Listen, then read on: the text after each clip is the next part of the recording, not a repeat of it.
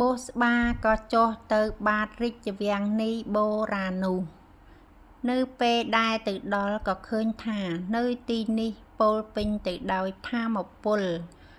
ជាមូលដ្ឋានគ្រឹះកន្លែងវឹកហាត់ពីអំបូរផ្សេងនេះគឺជាសាលាចារឹកការវឹកហាត់របស់អំបូរមនុស្សហើយមួយនេះគឺជាមូលដ្ឋានគ្រឹះសាលាចារឹកការវឹកហាត់របស់អំបូរយក្សនេះគឺជាមូលដ្ឋានគ្រឹះការវឹកហាត់របស់អំបូរទេវៈនេះគឺជាមូលដ្ឋានគ្រឹះការវឹកហាត់របស់អំបូរនាគ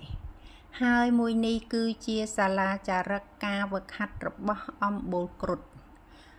មកុលក៏និយាយទៅកាន់បូស្បាថានេះជាញើសឈាមរបស់ព្រះនាងស្អប់ណាស់មិនចូលចិត្តការប្រយុទ្ធមិនចូលចិត្តសង្គ្រាមបើព្រះនាងចង់គ្រប់គ្រងពួកគេតើតែព្រះនាងតាំងដល់ថ្នាក់កំពូលកម្រិត5ត្រូវតែស្វែងយល់អំពីវិជ្ជាទាំងនោះ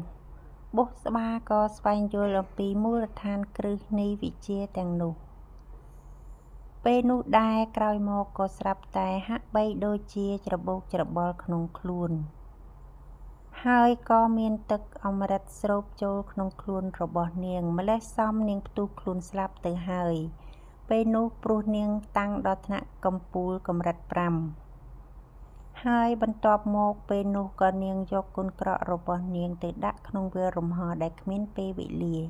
នាងក៏ធ្វើដំណើរទៅអំបូរគ្រុឌនៅដែនអាកាសច្បាស់ជាមានសត្វបិសាចដុះស្លាបហោះហើរពេញដែនអាកាស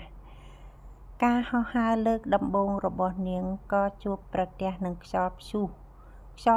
ក៏បក់ផាត់មកចំរូបនាងក៏ធ្វើឲ្យធ្លាក់ចុះមក